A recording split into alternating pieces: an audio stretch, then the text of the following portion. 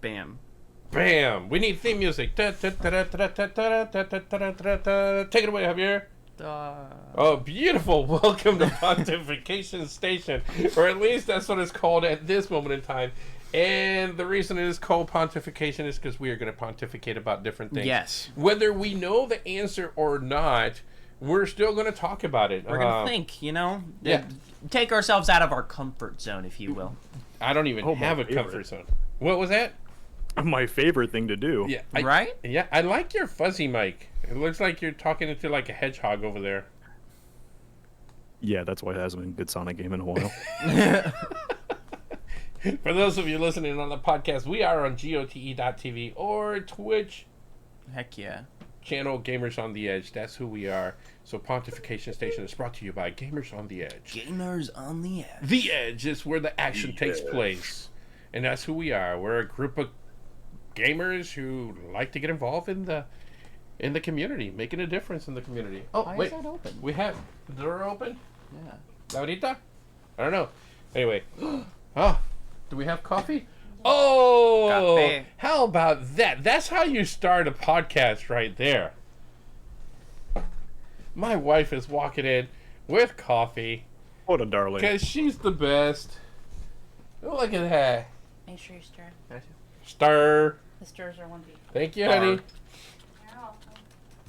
For those of you who don't know, that is my wife, Oh my. Lori. She keeps us from, I'll just say from going completely off the deep end. Because Yeah. I have crazy ideas, and Javier doesn't help, because a lot of times he's like, ooh, that sounds good, and then Lori comes in and goes, I think I'm pretty good at telling you bad ideas. Like, which ideas are bad ideas? Yeah, but it's not so much the bad idea as opposed to, like, how are we ever going to pull that off? Oh yeah, because I have a problem with, like, yeah, that's a great idea. I don't know how we're gonna do it, but that's a great idea. Yeah, so yeah. let's do it. But we have, like, no feasible way to pull it off. Yeah, Lori will come in and be like, you guys know you need a permit for that, right? And it's like, Only if they catch us. Sure, go for it, honey. Find it for us and make it happen. So she does. She makes things happen. So anyway, so today we're going to state 3 facts. 3 facts. 3. 3. A first one, a second, and a third one. And then we're going to go from there and see what happens. Yeah. Javier, I'm going to have you go first. You're gonna have me go first? Yeah, so that we can split it up. I'm gonna have you go first, and you know what? I'll go first. Why not? Sure, why not? You ready? What a Do murder. Yeah. So we've never done this before, so that's right. This is what we're doing. No rehearsal. No rehearsal. This is the dress rehearsal, which, trust me, it is a good thing that we're dressed. Sorry. Diamonds are made under pressure, baby. Let's do this. So, my fact for today and this week is Al Michaels, who was a football commentator, was traded for Oswald the Lucky Rabbit. Which, I can't imagine that whole conversation going down as Al Michaels, super famous Sunday Night Football broadcaster, gets traded for a cartoon character. And the basics of it, what happened was, for those of you who don't know, Oswald the Rabbit was actually Walt Disney's first creation, before he made Mickey. Unfortunately for him, he made it in 1927 when he was working for Universal Pictures. So Universal Pictures kept the rights to him. Al Michaels was a broadcaster for Sunday Night Football. Here's the thing. At the time, ESPN was doing Sunday Night Football from 1987 all the way to 2005. So ESPN, a.k.a. ABC, a.k.a. Disney, had the rights to Sunday Night Football. Mm-hmm. In 2006, CBS gets the rights to Sunday Night Football. And Al Michaels, who's been doing Sunday Night Football for ESPN, is like, well, I want to go to CBS. I want to continue doing Sunday Night Football. At which time CBS is trying to figure out how they're going to get him over because he's got a good following. And this is where Oswald the Rabbit comes into play, because at this point, Disney, a.k.a. ESPN, a.k.a. ABC, says, we will give you Al Michaels so he can continue to do Sunday Night Football, and we get Oswald the Rabbit. Mm-hmm. Now, it's kind of weird that the whole Oswald the Rabbit thing took so long, but I guess the main thing of it was, for those of you who remember, the game Epic Mickey was going to be coming out for the Wii, and they wanted Oswald the Rabbit to be the antagonist, for lack of a better word, because I guess in a way he was the villain because he was mad and jealous at Mickey and the whole thing. Yeah, go ahead. So, if I remember correctly, I can't remember if Oswald was in the first game or not. I know yeah, he Oswald was in the first one. Yeah. So, in the first game, he was the antagonist Right. until the end. In the second game, he was actually a playable character, and I'm not gonna lie, the second game was actually pretty fun. It wasn't the best game in the world, but like it was a solid game with solid mechanics, especially Definitely for underrated. a Disney. A lot of the Disney games like that just aren't Let great. alone a Wii game too. Oh yeah, Like, no. and by what I mean by that, like, of its time, because at that time, that's when Wii was really getting milked by peripherals and all the Yeah. other kind of shovelware games. And speaking of peripherals, I mean, that was the very first game that actually got me to use the Wii Motion Plus remote. With that brush attachment, right? Yeah, because you had the whole brush thing and you were painting things. So prior to that game, I had not messed at all with a Motion Plus. The best thing that happened to that game, in my opinion, was it moving to the Xbox. Like, it No, give it to more people. it was better controls, just a better overall feel. You didn't have to worry about the motion aspects, and while the Wii had good, like, it worked, the motion controls, but a lot of times it was just really janky. So it just kind of polished a lot of the problems that it had on the Wii. The motion control was such a weird thing too. I mean, I'll be honest with you, it was really funny because at the time I was working with a friend of mine who is a physical therapist, and I would go, to this nursing home and kind of help out every once in a while, and it was bowling. I mean, it was like the nursing home people were just Wii bowling was the thing. I with remember that playing motion Wii bowling thing. with them.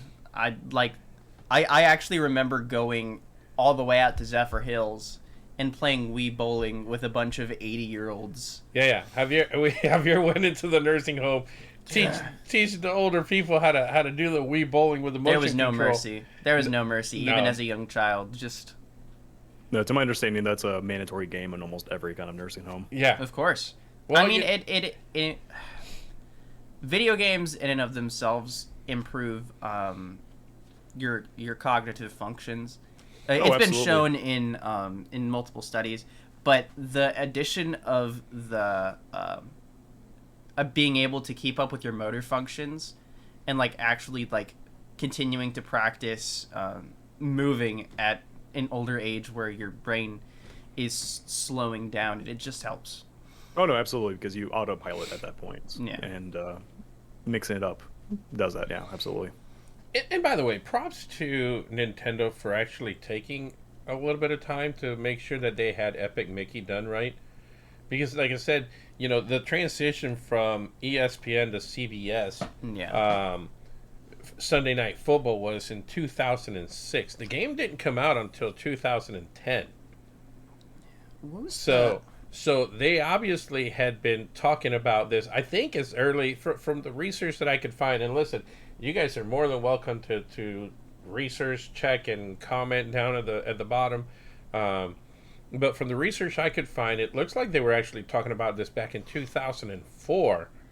Then they couldn't figure out how to get Oswald, And then in 2000, that transition from 2005 to 2006, Yeah. when all of a sudden Al Michaels wanted to go to CBS, they're like, aha, this is the perfect time for us to get Oswald the Rabbit.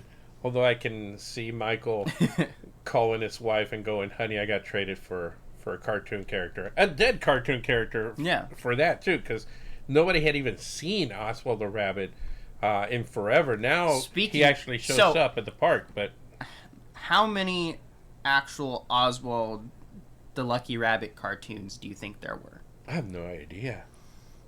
There are, where it's just standalone cartoons, there are 190. Are you serious? That many? 190 from his original creation in 1927 to 1938. The last one was March 14th, 1938. And then just completely disappeared until Al Michaels decided to switch teams. So only, however, the first 27, if I'm not mistaken, were the only ones to be touched by Walt Disney. Well, yeah, because they took him over. Yeah, but he belonged to Universal Pictures. He only got the first 27 out before leaving. I just found that really interesting. I couldn't find a I was trying to compare how many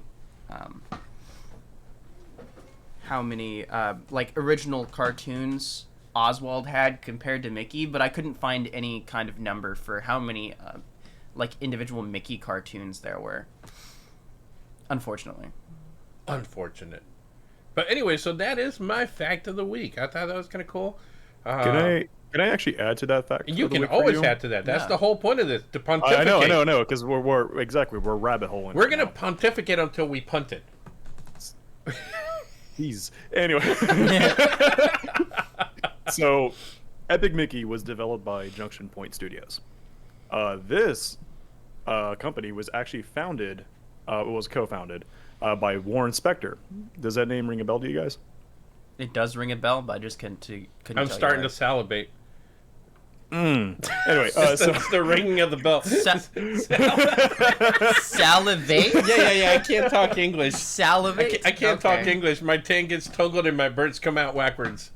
Anyway, Warren Spector is responsible for Deus Ex, as well as like Ultimate Underworld, System Shock, Thief the Dark Project, aka some of the best computer RPGs of all time. Oh, that's super cool. And in other words, like this game was actually directed by a very competent developer. That makes a lot of sense because I remember playing Epic Mickey and seeing all the art for it, and I was like, this is surprisingly dark for a Mickey game, for a character that is so known for being so joyous and so upbeat and bright. It was just a very, very almost like gothically dark. Yeah, style. So, it was more impressionistic than it was, expressionist. So part of that, from what I was reading, was a lot of the Disney cartoonists and the people involved in the Imagineering felt like Mickey had been watered down throughout the years. Absolutely. And the whole point of Epic Mickey was to revitalize and give Mickey back some personality and some edge and something that, this, because if you remember the original ones, he did stupid stuff. He was active and all that. And like I said, he had a lot of attitude. Yeah, he lost a lot of attitude. personality over the years. And he got watered down. And the whole purpose of Epic Mickey, according to what I was reading, was to revitalize the character and just kind of, give him that edge that it had lost. Because the literal words that they used in the articles I was reading was that they felt that Mickey had been watered down throughout the years, and they wanted to fix that. So bringing him in makes sense now, because they did want to bring somebody in who had that edge. I think that is a big problem with a lot of commercialized characters. The farther they go, the more generalized they get, and they lose their own individuality in order to reach further audiences, and you just lose a lot. Well, and it's funny you say that because again we're kind of Disney geeks on this side here, so I can tell you that originally Mickey had more attitude, and originally Mickey did dumber things, and as the years went by, they wanted, like you said, to make Mickey more neutral, so they transferred more attitude towards Donald, and Donald got more attitude, and they transferred the stupidity into Goofy. Yeah. So all of a sudden, Mickey became very one-dimensional because they had taken those other two things that he used to do and just completely gave them to the other two characters. If I remember correctly, it was less so to generalize him and more to make him a better role model. Right. Because they found out that him having the attitude was they wanted not more a good role kids to model. watch him, and they wanted parents to feel like, oh, this is a good role model. So they took those less desirable aspects of him losing his him temper. that made him a like relatable character, and they split it into two separate characters. And yeah, no, I just found that really interesting when I heard it. And then Epic Mickey was like, no, we're giving him the attitude back because he needs it. And I think, like I said, I thought it was a really good move. Sass is back. Yeah. So with that, we're going to punt this one over to you, sir. All the way? Senor Steven. Okay, I suppose. What do you got for us? So my little statement is Nintendo accidentally creates its biggest rival, Sony PlayStation. Okay. Tell us more, sir. Tell you more. So what that is... Anyway, so way back in the 90s, I'm talking Super Nintendo era, Nintendo and Sony had actually partnered previously. They basically worked on, or Nintendo hired out Sony to help them kind of upgrade the Super Nintendo a little bit by adding a certain kind of sound chip that just really, and the Super Nintendo is known for its amazing sound quality, I mean, of the time, obviously. So they already had a healthy relationship with that. And one of the big guys behind that was Ken Kutaragi of Sony. He was, hey guys, gaming's kind of a big deal. It's getting big. We should kind of jump into this. So that prompted a lot more partnerships going forward between Sony and Nintendo, to the point where they actually did create a console called the Nintendo PlayStation. It was Nintendo's little small attempt trying to get into the CD realm, because CD was just now starting to become a thing at that point. It only got as far as the prototype because by the way, Nintendo... The original name was supposed to be Game Player. Yes, that was another original name. There's a lot of names. That's but like lame, but anyway, let's continue. Yeah, the most famous one obviously being Nintendo PlayStation. Yeah. That's better than Game Player. Very weird. Absolutely. Absolutely. But it turned out, however, that Nintendo was also playing around with Phillips. And that name should kind of give like a spine tingle when you hear the name Phillips within the gaming community. So Nintendo actually ended up sticking with Phillips instead of Sony. Sony ultimately felt pretty betrayed because, one, Japanese business, you don't do that. Yeah. Two, they're like, hey, that's kind of not cool in general. And they almost just entirely just quit because, like, screw gaming. That was a bad deal. Obviously, the business between the gaming world, just not for us. Let me give you a 3 real quick. Ooh.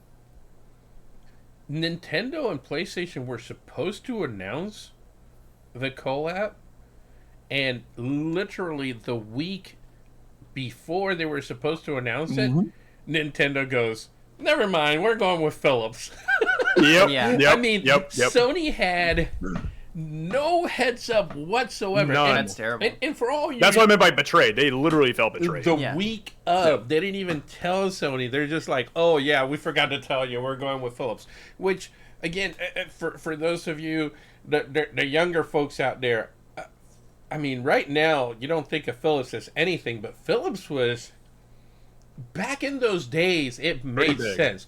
Phillips was massive. Phillips, put out the TVs from the 50s. They came up with the cassette tape You guys can Google that up for those of you who are too young to know what a cassette tape is. But in 1963, Phillips actually came up with the cassette tape. They came up with the home video cassette recorder in 1972. So these were guys who were, I mean, innovative. To come up with an actual cassette recorder for home video was massive, you know? So these guys were on top of things. So it wasn't that back then it looked like a bad move. It's just like you said, they completely betrayed them. The week before they were supposed to make their announcement, they're like, oh yeah, I forgot to tell you, we're going with Phillips, you know? No, it's not uncommon for businesses to decide on different, turning down deals and partnering with somebody else, but it was the execution of it all that played out pretty poorly. And again, Sony was originally like, we're done. Yeah, we're out of gaming. This sucks. We're not doing this again. But again, back to the boy Ken Kutaragi, he kept pushing it. Like, no, guys, we gotta stay in this. And he actually managed to convince them, like, what? Screw it. We know what to do now. Between our previous projects and partnerships, we know how to make a console. Let's do it. And we have full, competence, or not competence, but full, trust in CD technology to do this. And well, we already know how that turned out between N64 and PlayStation. Yeah. And we all know how badly that backfired to Nintendo with the Philips CDI, which was the kind of the end result of that partnership with Philips, creating some of the worst games ever to be public, ever. Do you know how much the Philips CDI was when it came out? Wasn't it like $700 or something like that? Oh, you're so good. $799. Okay, on release in 1991. That is crazy. $799. Go ahead. So, I'm gonna look at the inflation of that real quick. do you know the so you know the Famicom, right? Of course, it's Japanese NES. Yeah. Famicom, the reason it's called Famicom is because it's a shortened version of Family Computer. And correct. I'm actually taking a Japanese course in college this semester. Because you can? Because I can. I Weird flex, but okay. Well, I have to take a certain amount of credits in order to keep grants, so... Of course. And so my professor, she's actually Japanese, and the reason that it's called the Famicom is because a lot of the words that the Japanese people take from other languages. So you have hiragana and then you have katakana, not including kanji, but those are your two main almost like their alphabets.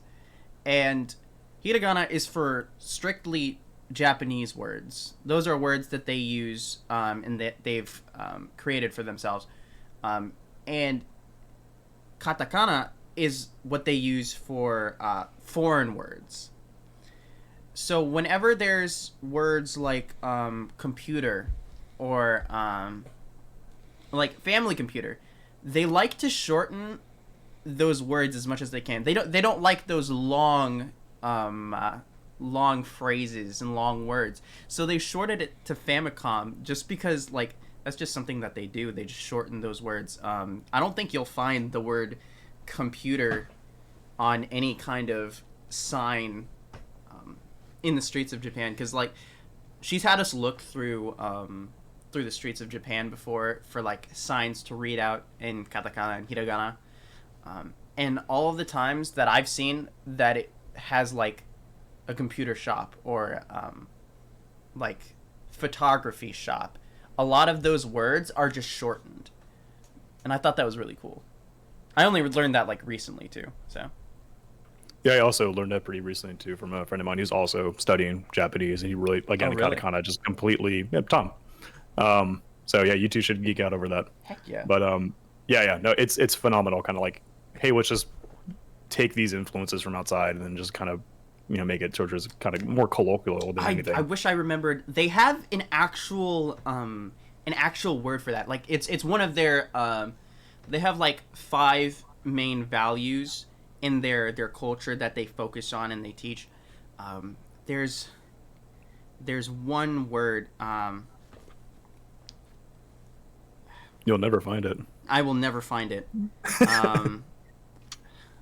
He'll never find it. That's frustrating. But no, it's literally the idea and the concept of taking things from other people and making them better in order to fit into their own society. And like Right.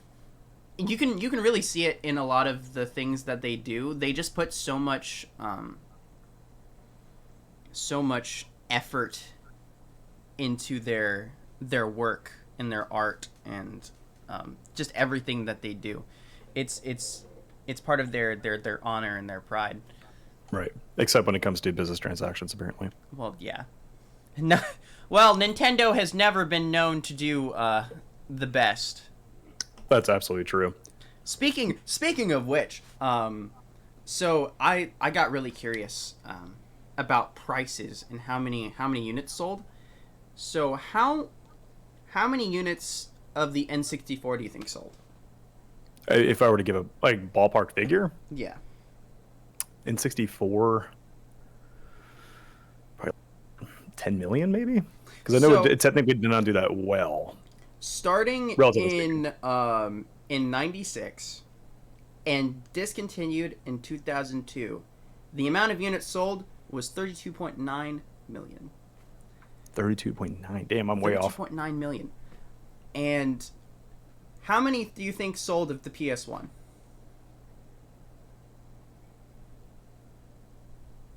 The PS1, if I recall, was technically cheaper. However, it was the new dog at the time. I'm going to say it beat N64. Let's say minimal 40 million. So, starting in 1995, ending in 2006, I didn't realize that they actually were produced that late. 102.4 million. And actually, the N64 was cheaper by $100. The PS1 was $300 in its initial release, and the N64 was $200. So the N64 came out a year later. They undercut the PS1 by $100, and they still sold so much less. Yep, I'm getting my metrics wrong because I was remembering the PS2 was 100 million units sold, and I'm like, nothing came close to PS2. That's the best-selling console, so that's why I'm way off.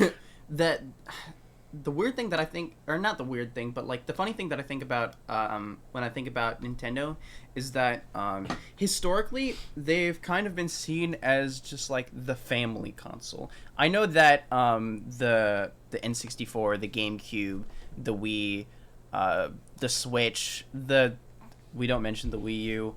It was a dark time, but a lot of times they've had a lot of like family games on them, and I think it was hard to find a kid in like the mid 2000s that didn't have a Wii. It was just kind of like Nintendo's always been that. Did you ever work for GameStop? For 5 years. Okay. I was around for 2 launches. So console launches. I think you will probably agree with me on this. I only worked at GameStop for like they call me part of the SWAT team. Like if it was like, yeah, I came in to manage the floor for like Black Friday or special days that they knew it was going to be crazy busy. Anyway, I wonder, were you a manager? I was a key holder. Like that. Okay. I was gonna say, because I did training for like the managers. I did sales training for the managers a couple of years. I was like, I wonder if you were there, and we just didn't know. But Maybe. Anyway, it was funny because I felt like everybody had a PlayStation and a Wii, an Xbox and a Wii, and it was like the secondary system for everybody. You know, like it was kind of like how everyone had the family computer. Yeah, here's the family Wii. Because mom had investment of it because of, let's be honest, the way that like the Wii marketed. Right. Same thing with the dad, but with everyone loves Wii bowling. Yeah. It's just stuff like that. It catered to anybody. I was one of the strange PlayStation, people Xbox, that had that's for gamers. I was one of the strange people that had the Xbox and the PlayStation, but most people either had the Xbox and the Wii or the PlayStation and the Wii. It was rare the person that had the Xbox and the PlayStation. So so many Wiis were out there because it was the secondary one. But look, I don't want to overlook this because Javier says something that I did find interesting in the research. And to your original point, as we come all the way back around to the original point of them basically helping PlayStation, the issue was that even though the Nintendo 64, by the way, we said that Phillips was $799. The Nintendo 64 came out at $199. The Sony PlayStation came out at $299, so $100 more. But it didn't matter because in the process of Nintendo having to start over with Phillips, because they already had everything worked out with PlayStation. They were ready to get out. They were ready to release. When they went with Phillips, they had to start over a lot of things. So PlayStation released 18 months before the Nintendo 64. So literally PlayStation had a year and a half of zero competition. Because they've already established that market. The last system was $799. You show up with $299. Yeah. I mean, everybody was all over this, and the Nintendo didn't come out till a year and a half later. So by that time, PlayStation had taken over. And to add to both your points, real quick, because this was actually the tangent I was going to go on to after praising Ken Kutaragi for basically creating PlayStation. Because Nintendo was known as that family console. I mean, they've been known as the family console forever. Right. Because they never... I mean, this is way back when Doom and Mortal Kombat was becoming the controversy, left and right for violence in video games. Nintendo didn't want any of that. Any port that they had between Doom, Mortal Kombat... I mean, you all know about the sweat that comes out of the players during Mortal Kombat when you get punched instead of blood. So Nintendo was known as that family-friendly market. PlayStation really took advantage of, hey, you're a gamer, you're a young adult. Yeah. Here you go. Here's the console for you. You're no longer be bottlenecked by Nintendo's. No, we don't want that game. We don't want that game. We don't want that game because it's like the Disney kind of effect. Right. Disney does not want any IP that can condone any kind of violence, any kind of targeting, anything like that. They don't want any part of that. Nintendo's the same way. It wasn't until Gamecube era, 2003, when my personal favorite survival horror game, Eternal Darkness, Satan's Requiem, that Nintendo finally published a ready-to-game game. So 3-ish, 2004, wow. They finally licensed a ready-to-game game. So I think that kind of wins for us because it's always great when there's competition. Personally, I actually kind of love, different companies competing with each other to create games because it just means more games for us. Right. Yeah, you kind of locked out of consoles, but that still means more games. And obviously they're competing with each other to make the best games. We win in the end. That's exactly what happened because if it wasn't for Nintendo, I guess, being a jerk to PlayStation, we would have never have gotten, Metal Gear Solid. We would have never gotten Symphony of the Night. So on and so forth. Crash Bandicoot, Spyro, the list goes on of PlayStation classics. Yeah. So. And with that, he just mentioned Solid Gear, Metal Gear Solid. Sorry, again, my tank is tungle. Birds come out backwards. I can't help it. But with that, we're going to move on to the next one. Unless everybody got anything else you want to throw in there. I was going to say two things. So say one, the first one first. One, I think that lack of competition is really what a year and a half. It's crazy. Really, what hurt also, the 64. Thank you for reminding me too. Sorry, because it will get overblown. PlayStation also had a stupid, because again they were known for sound. Yeah. They helped out Nintendo with sound. They had the PlayStation was accidentally also one of the best media players for music. Yeah. Like accidentally, it became a great stereo basically. Right. So sorry, I had to throw that in. Oh no, that's good. I'm a huge audiophile, so. Yeah, you would have had a PlayStation then.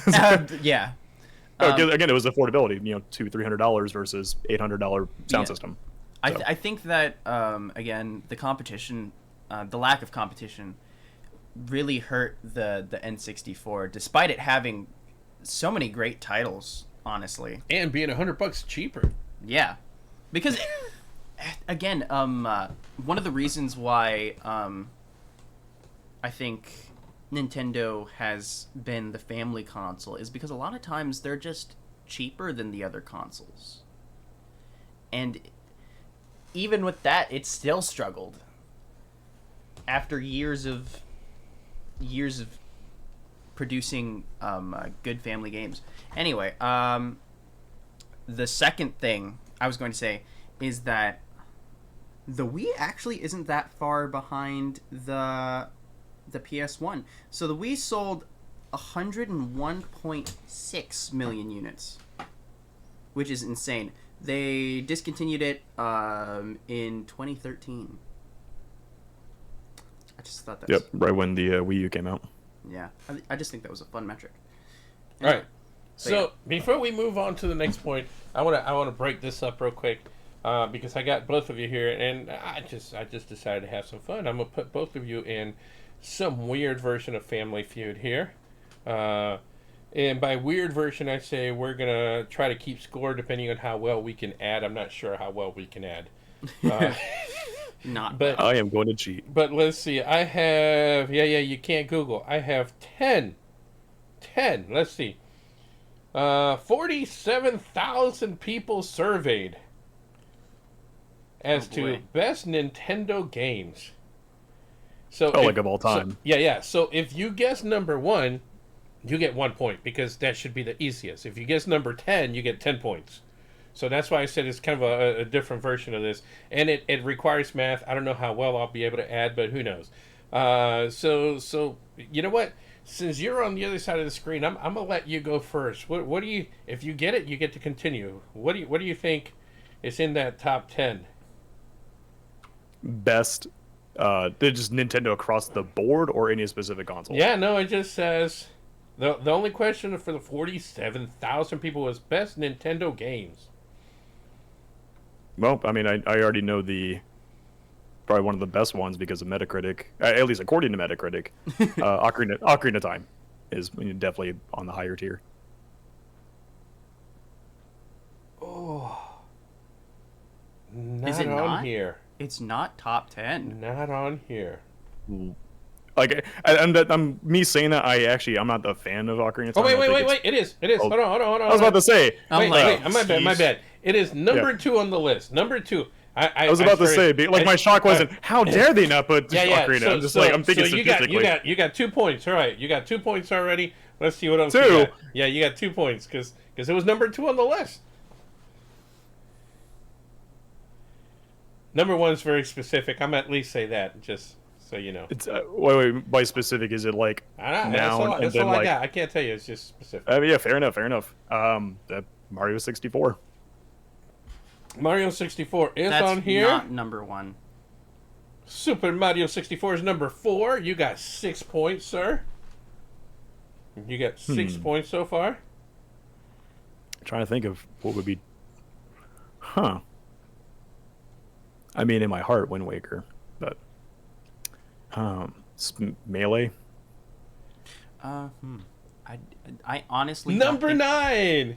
Really? And like I'm just wondering what like where points I'm just, already. Because like I'm trying to think like is this like common folk saying like yeah these are the best games or is this like a Smash Bros player? 7,000 people surveyed. Got it. Okay, so the sample size is literally this okay. is not like your top geekdom, you know. This is everybody. So you got 15, that actually surprises me that Melee is on there then. 15 points. 15 points. Let's go. Yeah, that Melee was honestly an asshole. All right, let's that see. was me trying to gauge the survey. That was a good one. That's like I said, you got a lot of points in that one. That was number 9. I mean, I'm gonna say this too because it's oh crap. Hold on, does this even count though? Okay, Javier. Yes. You haven't looked at the list, have you? No. No. I got the phone over here facing me. Perfect. So Javier, I want you to answer this. Uh-oh. Does Resident Evil 4 count as a GameCube game because it was technically a GameCube exclusive for a year, and then it got ported to the PlayStation? So you wouldn't count that as a GameCube, or like it's not a Nintendo game. Thank you. Okay. That's what I'm wondering because like that was technically a GameCube exclusive, making it published by Nintendo, but so on and so forth. Yeah. Anyway, I don't think that. I don't think that being exclusive said, games would count as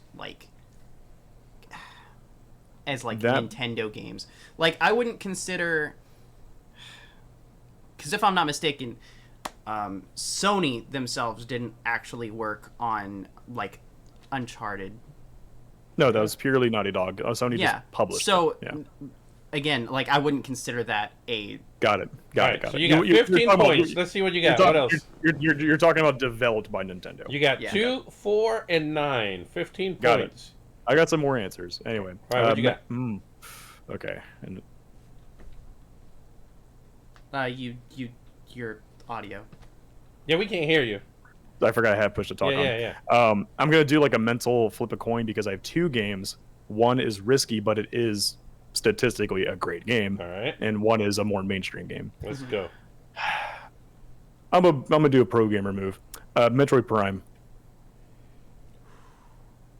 Metroid Prime might be a little too And see, I'm wondering if that's deep niche. cut for the versus- natural. It is not there. Yeah, that's Yeah, like But the true Nintendo lovers and true like Metroid fans. They're like, yes. I'm talking about like just.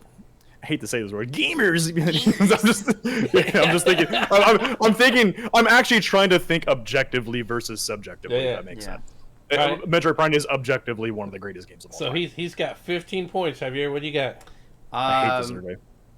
Super Mario Bros. 3.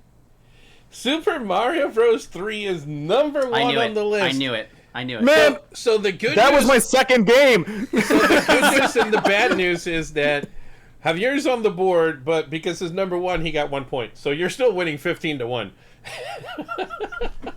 Did you just debate us with that, sir? No. Or is this golf rules? They're worth however points they are on the board. Yeah, because number one's the easiest to find. Theoretically, the lower ones on the list are harder. Yeah. Because there's so many different variables. I have a confession. I've never watched Family Feud. That's okay. Well, no, I've Family completely Feud messed is up the the other rules. way around. So this is the other way around. Oh, This is okay. backwards from Family Feud. Yeah. Yeah, that sounds about right. Yeah, exactly. We do everything backwards. Go for it. So super. Yeah, no, I 15-1. He's making a I've comeback heard here. so many people rant and rave about Super Mario Bros. 3. Let's go. What you got? Well, I mean, it is probably one of the best Mario games. It's a great game. It's my favorite 2D Mario game. I hate to continue going. Is that? Are you saying you quit? Metroid 2? Tell your final answer? Yes. No Metro. No, Metroid 2 got screwed because it was released for Game Boy. Late to Game Boy. All right, so 15-1. Back to you, Steven. I have too many Metroid friends. I'm gonna throw a ratchet in here and throw a newer game, Breath of the Wild. Number 6. Yeah. Look at that. He's got 21 points, Javier. You're gonna have to make. He's got to miss, and you got to come back big. I don't think I can make it back Let's at go. this point. Oh, you can. You can. So I can get because he He's got got 2, 9. 4, 6, and 9. Yeah, he's got. So if I get 7, 21. 8, and 10, then I'm good. All right, go for it. What else you got? That's if you get it. Go on. I'm going to. Excuse me. I say go on. He said, "Come on already." You're so confident. Hit us with those deep cuts, Steven. Because I'm about to say Animal Crossing, but I've got to figure out which one I want to say because there's 40 billion that are all good except like 2. I'm gonna throw it out there, and I'm only gonna say this one because of the timing that it came out, and by that I mean COVID. Animal Crossing, the latest one for Nintendo Switch. Horizon. Thank you, New Horizons. I almost said New Leaf, but that's the 3DS one. New Leaf, and the answer is no. Sucker! It's not even in the top 20. How? It's not. I thought that game blew up. It's not even in the top 20. So Javier, you still got a chance at this. Let's see what you got. Okay. I believe in you. You can't look stuff up. You gotta. No. I'm looking up the name of the game. I'm not looking up games. What's the Name of the game. Yes. Is the because I'm. It is. I think you know all these names without even looking them up. Who, me? Yeah. Both of you. You know what? Javier's sitting there with 1 point on the board. Yeah. To be fair, you kind of have these weird point system. It's perfect. So if we're talking Nintendo games, Or being wrong pays oh, off. Star Fox 64. That's a really good answer. Unfortunately, it's not on there. Really? What? Javier, can you please agree with me that this survey is bullshit? That I don't understand this survey. That's such a I'm not even a fan of on-rails shooters, but that game's a classic. No, it's Yep. the best 3D one of its time. Not on there. All right, what you got? So why? 2 more. Because I'm a jump superstar. I'm gonna say Super Mario Odyssey. Whoa, move here. Hold on. My phone froze. Really? My phone just did froze. Hold on. So let us pontificate while he is looking Let at us this. pontificate. Perfect. So he said that we Go for will it. know all of these without needing to look anything up, which means that we are not going to have a any kind of weird Mario Karts. We're not going to have any kind of weird Mario parties, unless he's specifically just going to be like. Which one did you say? Now that I'm back up. Well, hold on.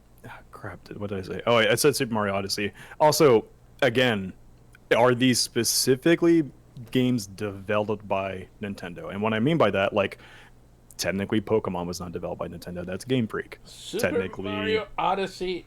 No. What the? All right, Javier. I think This is your last one. You got to pull this one off. Super Mario Sunshine. Give me that.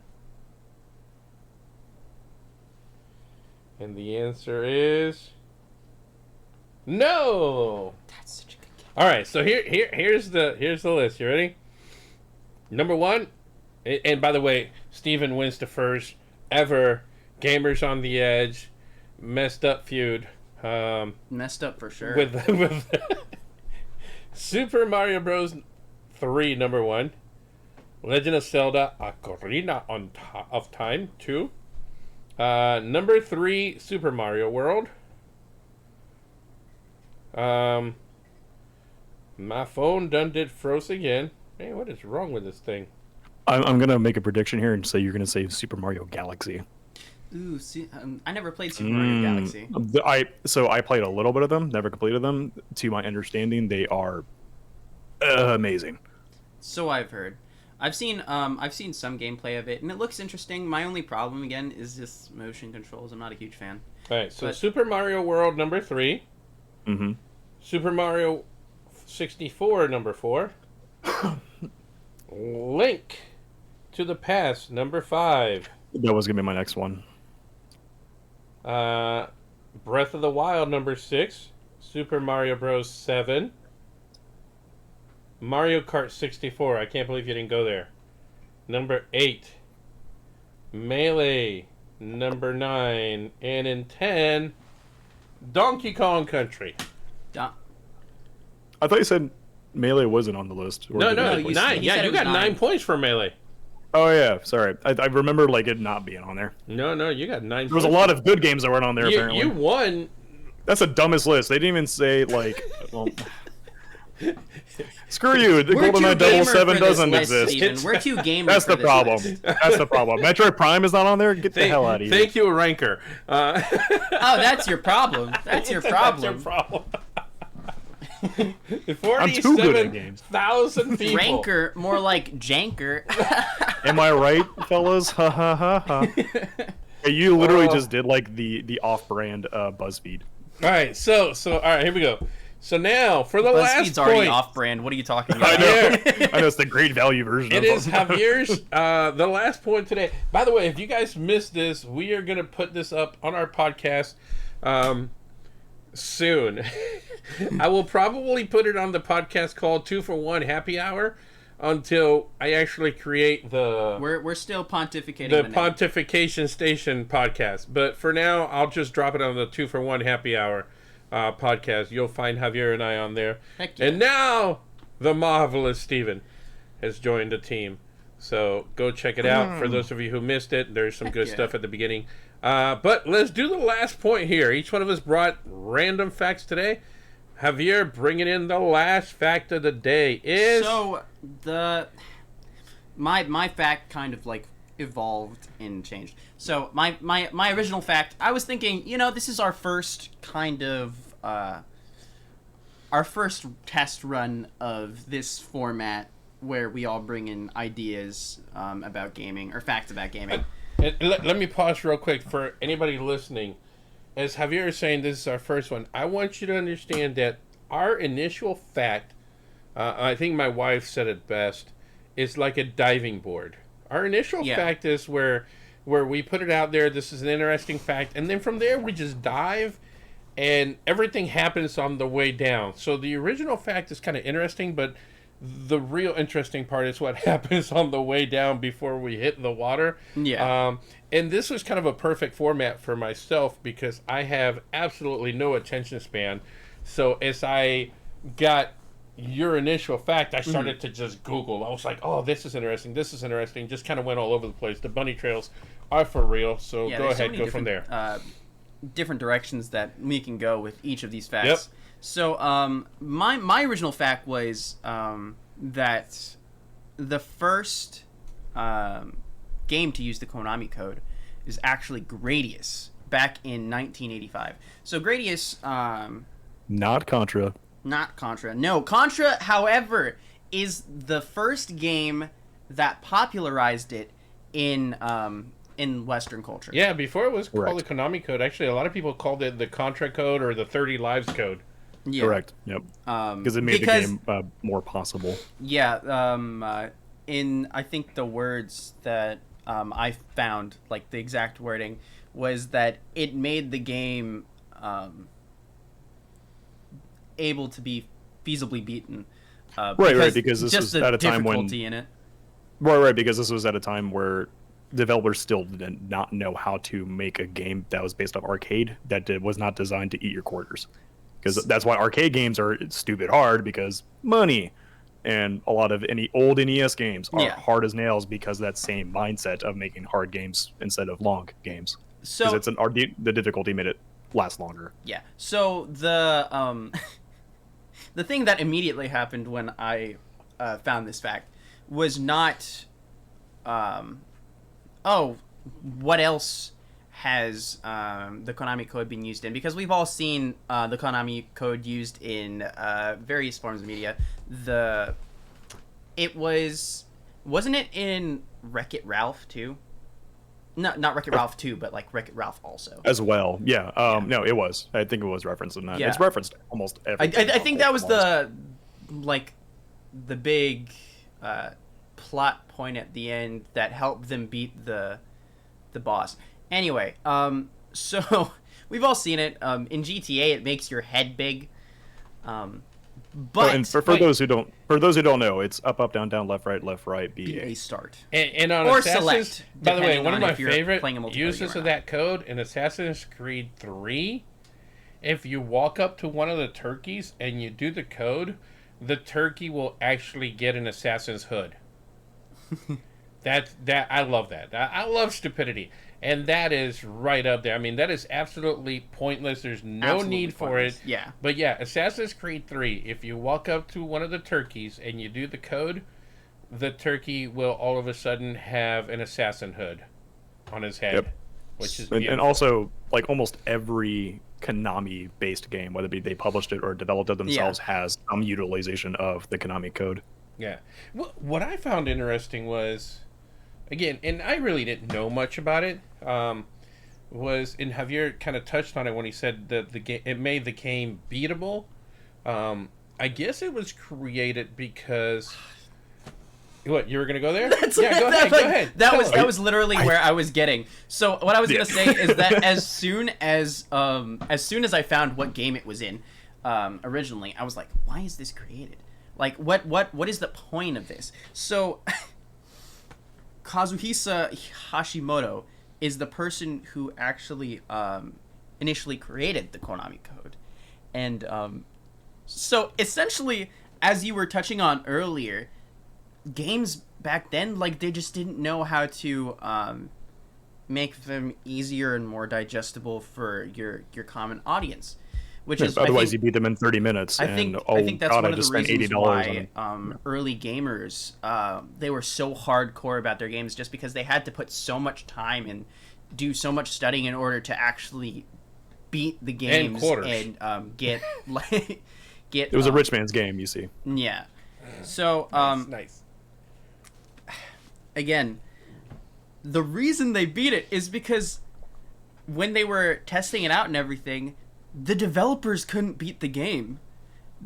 Yep, I know about this. In 2003, he was in a I can't remember with who, but he was in an interview and he was like, I didn't put enough time into the game and didn't have the skill to beat it. So what happened was they created the code, the Konami code, and it gave them all but like 3 power-ups, and it made the game substantially easier. So they could actually test it. They could test it. The developers themselves couldn't actually beat their own game. I thought that was hysterical. This wasn't for the consumers. It was for the boys. Because it was easier to just do that versus having to go to a debug menu every time they wanted to, and I guess through it. It was like a week or two before release that they realized, oh crap, we didn't take the code out. And at that point, they realized that if they took the code out, they were going to have other issues. Yeah, they'd have to recode with the game. Bugs and reprogramming and everything. And they're like, you know what? Just at this point, just leave it. Nobody will ever find it. Speaking of weird files in games, Team Fortress 2. So Team Fortress 2, great game, by the way. I know. I've spent many of hours in that beautiful game. So they were going through and like doing bug fixes and stuff, and they found if I'm not mistaken, they found a random JPEG of a potato. A random JPEG of a potato just in the code. And they're like, why is this here? So they took it out. And as soon as they took it out and updated, none of the hats worked. Not a single hat. And they spent so much time trying to figure out why that changed anything. It was a load-bearing potato. In the end, they ended up just putting the JPEG back in because they're like, we can't figure this out. There's so much code to go through. We don't know why this is affecting it in the way it is. So there's just a random JPEG of a potato in the files for Team Fortress 2, and it keeps the hats working. Wow. But let me tell you something. Hey, feel free to jump in, but these are some of the rabbit trails that I just went down when we started talking about Konami. I just started to look stuff up. I guess this guy also created the Goonies video game, which is basically Mega Man, just for the record. Basically, except Goonies 2, which turns into a point-and-click adventure game.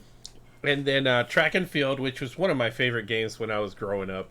Just because I like to push buttons, there was really no other reason. A Master Masher. But as far as Konami is concerned, obviously Metal Gear Solid, I mean, considered best PS1 game ever. I spent so much time on that. It was so good. Absolutely loved it. I think everyone has gone through a Metal Gear phase but throughout their gaming career. Yeah, other interesting things that I found about Konami, Silent Hill.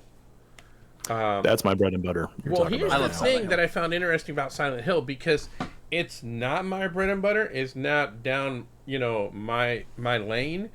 But I didn't realize that Silent Hill was the first survival horror game to not have somebody who was like athletic and trained fighter. This was No, like it was a the normie. best example of an everyman. Yeah. The best example, and that's one of my favorite things about it. So I thought that was really cool. Again, Yeah. you know, revolutionary as far as Konami is concerned. You know, that really changed things up because right up to that point, every survival game had people who were trained fighters or no, something. I mean, let's think of the best example, like the epitome of survival horror, Resident Evil. I You was are just gonna say it. stars. You are special forces. You're investigating. You know, like it. No, this is an everyman looking for his daughter because of a crash happened, and Yeah. it's foggy. Yeah, like, sorry, I love Silent Hill, so I'm right now. Yeah. yeah. No, to your point, like, have you ever seen Harry Mason hold a gun? It's so awkward in that game. It's been by design. Like, that man moves awkwardly. He does not run. Like, he runs goofily. Every gun he holds is goofy. Swinging a weapon is incredibly slow because he doesn't know. Like, he's just reacting to the moment. It's, brilliant. And here's another one again. And again, for those of you just joining us, this is Rabbit Trail after Rabbit Trail, perfect for my attention span. Rambling. Boy, did I go down a rabbit trail on this. I was looking at Konami games and I found Qbert. And then from there, he's always cussing at me. well, here's the thing about that. So I was like, where in the world did those things come from? And I guess they're called Grawlix. Those symbols are called Grawlix, and they were actually first used in 1901 in a comic, newspaper comic by Lady Bountiful. So this goes like way back to 1901, where the Grawlix started to be used. They were actually popularized by Beetle Bailey comics in like the 1950s. I think it was like 1955. But Qbert was a really weird one because I can't remember which one of you mentioned that at the time. Oh, it was you, Steven. You mentioned that at the time people didn't know how to make games that didn't eat quarters. You know, how to make or rather a design philosophy of like this guy, the trial and error. You have to keep trying. Yeah. This is a little creepy, a little cool, all at the same time. The guy who made Qbert went to a Brunswick bowling alley, put in the game under the actual, instead of putting Qbert, he actually had the symbols as the name of the game. Yeah. And then sat behind a one-way mirror and watched people play for days to see what their reaction was and how they reacted to the game and how they did. So it was like this weird kind of creepy thing where he was just watching people because he didn't tell anybody. You know, obviously the bowling alley knew because he had the one-way mirror. And then he ended up going, no, this game's too difficult.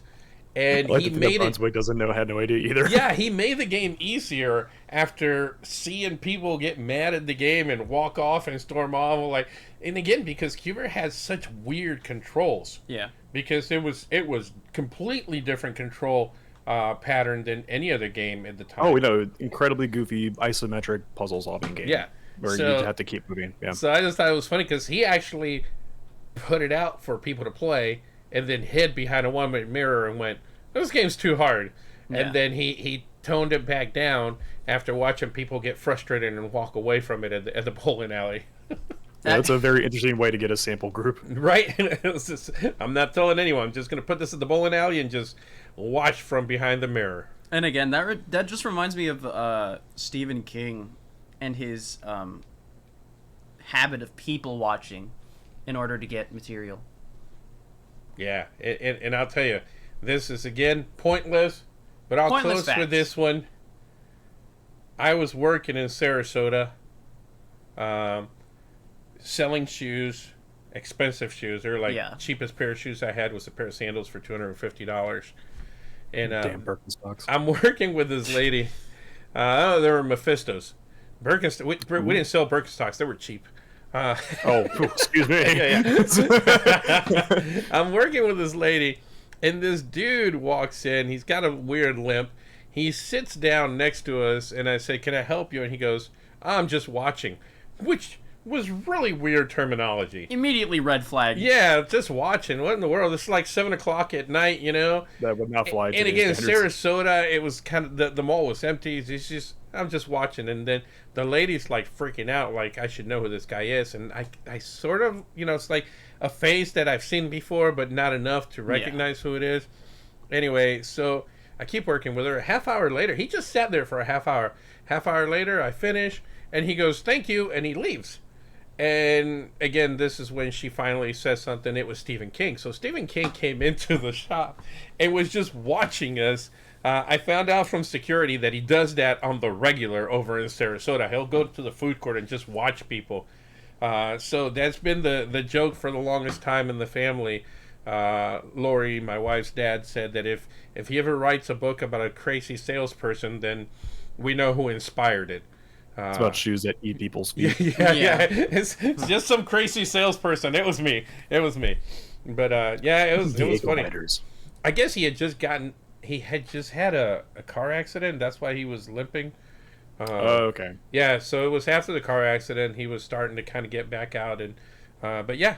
So if you ever want to catch him, you can randomly catch him in the Sarasota Square Mall. He goes out there and just watches people. It's kind of weird. But I asked security. I was like, "What is this?" He's like, "Yeah, he does that all the time." Yeah, I mean, hey, if it creates another good book, by all means. Yep. And with that, I think that covers it for today. We don't have an outro song, so we'll just sing it. La la la. La la lo. Take it away. La la la. That was beautiful, guys. Thank you. I try. I really do. Hey guys, thank you so much for joining us again. This is Pontification Station, at least for now, until we change the name, which we might not. Who knows? If you got suggestions, throw them at us. We'll take suggestions. Just keep in mind that the reason for Pontification Station right now is because we can pretty much go anywhere with any kind of format, because more than likely next Tuesday we might try a completely different format just because we can. Who cares? No rules. Again, this is Pontification Station, brought to you by Gamers on the Edge. Heck yeah. Check us out, gamersontheedge.com. Check us out on Twitter. We're Gamers on the Edge everywhere, except for Instagram. For some reason, we are GOTE for the kids. And for those of you who don't know, we do fundraising for Children's Miracle Network Hospitals. Over $100,000 since we started doing this. It's been an amazing journey because the gaming community is an amazing community. And with that, guys, we shall see you next week. Catch us on the Twitch channel, gote.tv in a browser, or Twitch, just go to Gamers on the Edge. That's us if you're listening to us on the podcast. And again, thank you so much. We shall see you around. Until next time. Do it. Making a difference. See ya. Stay beautiful.